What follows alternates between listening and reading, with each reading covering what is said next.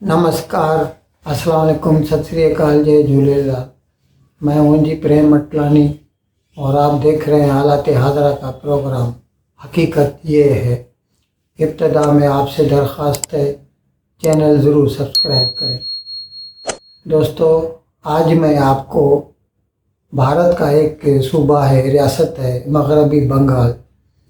Partition से पहले पूरा बंगाल एक था, लेकिन जब 1947 में पार्टीशन हुई थी तो बंगाल को भी पंजाब की तरह दो हिस्सों में बांट दिया गया था।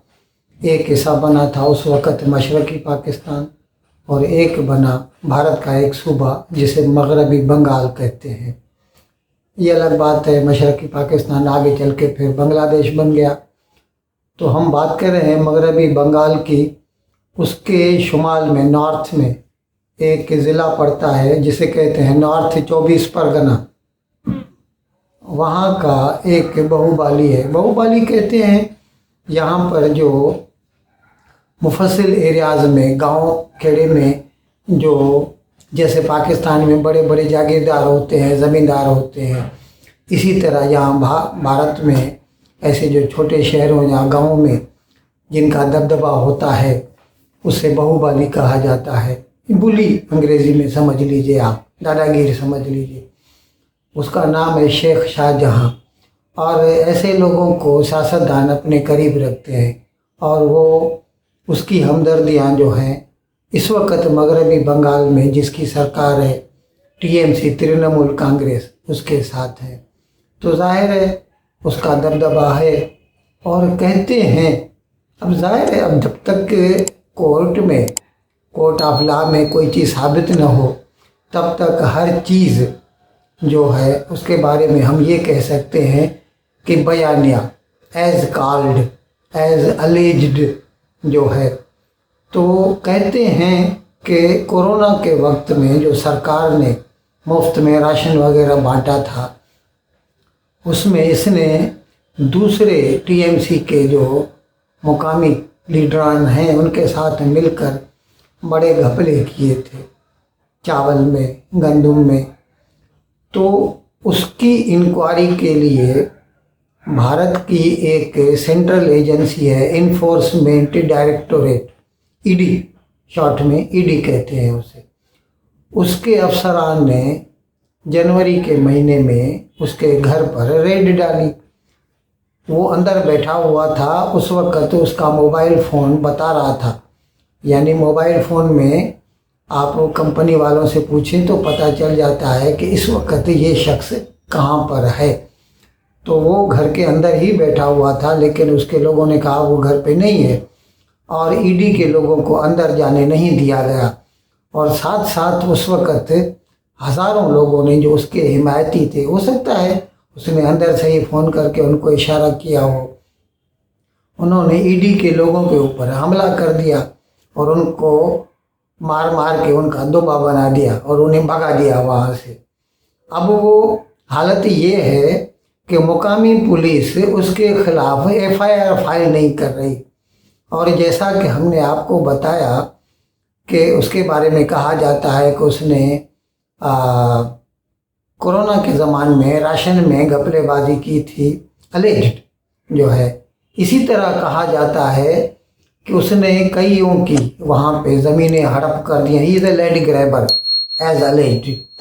और उसके साथ साथ एक रेपिस्ट है, मास रेपिस्ट। किसी की भी बहू बेटी उसके गांव में महफूज नहीं है, कभी भी चाहे एज अलेज्ड उठा के ले जाता है और उसका रेप कर देता है। तो इसके बदले में अभी क्या हुआ, एक इनकलाबी काम हो गया। फरवरी में चंद रोज़ कबल की बात है कि उसके गांव की जो औरतें हैं उन्होंने मिलकर एक दिन जुलूस निकाला और उसका एक पोल्ट्री फार्म भी है, उसके ऊपर हमला कर दिया।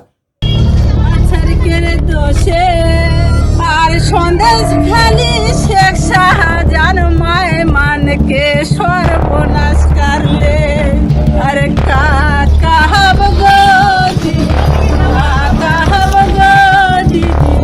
বাছার কে রে দোষে আর ভোটালে শেখ শাহ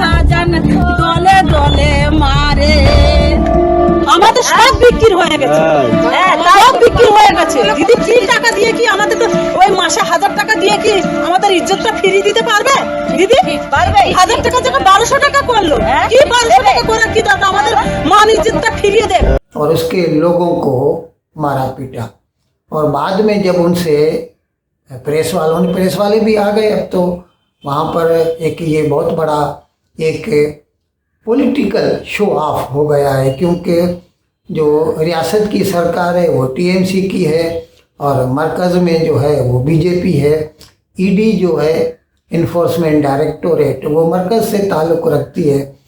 तो टीएमसी इसको इस तरह पेश कर रही है कि जैसे ये बीजेपी जो है अपनी एजेंसी का फ़ायदा उठाने की कर रही। तो मेरे भाई अगर ऐसी बात है तो जब ईडी वाले आए थे उसको आपने अपनी पुलिस की एस्कॉर्ट क्यों नहीं दी? उसके ऊपर दूसरों गुंडा लोगों ने जब हमला किया तो आपकी पुलिस उस वक़्त क्या कर रही थी? उन्हें क्यों मरने दिया? अब वो अस्पताल में हैं और गवर्नर जो है उससे उन अफसरान से मिलने अस्पताल में गया था वो। अच्छा, अभी इस मामले का suo motu Calcutta high court ने नोटिस लिया है और उसने सबको नोटिस निकाला है। और उसने जो बंगाल का एडवोकेट जनरल है उससे पूछा कि मेरे भाई क्या शेख शाहजहां तुम्हारी हुकूमत से भी ज़्यादा ताकतवर है जो तुम्हारी पुलिस उसको गिरफ्तार नहीं कर सकती? अच्छा, उधर मगरबी बंगाल का जो डीजीपी है डायरेक्टर जनरल पुलिस वो कहता है हम उसे कैसे गिरफ्तार कर सकते हैं, हमारे पास उसके खिलाफ कोई एफआईआर नहीं है। अरे भाई, पूरा शहर इकट्ठा होके उसके पोल्ट्री फार्म पे हमला करता है, खुलम खुला इंटरव्यू दे रही हैं ख़वातीन महिलाएं टीवी चैनल्स को कि ये रेपिस्ट है, इसने हमारी ज़मीन हड़प की है। और आप कहते हैं अब अगर आप एफआईआर फाइल ही नहीं करेंगे तो फिर आप बोलेंगे हमारे पास तो कुछ भी नहीं है इसके खिलाफ। अभी वो भागा हुआ है। अब तक हालत ये है कि मगरबी बंगाल सरकार ने उसको गिरफ्तार नहीं किया और ज़ाहिर है ईडी भी अगर उनको मालूम नहीं होगा तो वो कैसे गिरफ्तार कर सकते हैं। तो ये है जनाब हिंदुस्तान में जो पॉलिटिक्स है। ज़ाहिर है बंगाल में ख़ासी आबादी है मुसलमानों की, तो उनको खुश करके उनके वोट हासिल करने के लिए कांग्रेस हो, कम्युनिस्ट हो या ये टीएमसी हो, उनकी खुशामद करती रहती है इस हद तक अगर वो गांव के ख़वातीन की इस्मत दरी भी करते हैं तो उन्हें कोई फ़र्क नहीं पड़ता। ये हालत है भारत में सियासत की। इन अल्फाज के साथ मैं आज का प्रोग्राम ख़त्म करने की आपसे इजाज़त चाहता हूँ, लेकिन विदाई लेने से पहले एक मरतबा फिर आपसे मेरी दरख्वास्त है कि जिस किसी साहब या साहिबा ने अब तक हमारे इस चैनल को सब्सक्राइब नहीं किया, ज़राए करम इसको जल्द से जल्द सब्सक्राइब करें, प्रोग्राम को लाइक करें, शेयर करें और घंटी का बटन दबाना न भूलें। बहुत बहुत शुक्रिया। खुदा हाफ़िज़।